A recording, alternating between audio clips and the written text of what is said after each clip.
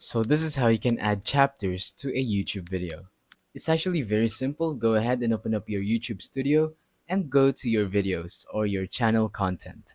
Now, what you're going to want to do is go to the video where you want to add a chapter to, and then simply tap on this pen or the details button.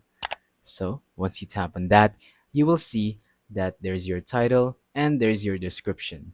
You can go ahead and add this to your description. So for example, if you want to section a part of the video, for example, if you want to add a timestamp or a chapter to the front or the intro, simply type this 00:00 and type intro. And now they will see that this whole thing is an intro.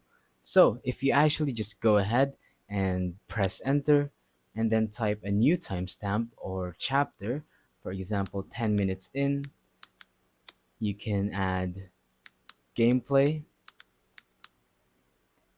And so this part will be the this part will be the intro until we reach the 10-minute mark where they can see that the chapter has now changed to gameplay. So yeah, that's pretty much it. It's actually very simple. All you have to do is add the timestamps and then simply type whatever chapter you want to name it and you're good to go. So now simply tap on save, and if you actually go ahead and rewatch the video, you can see that there are timestamps or chapters within the YouTube video.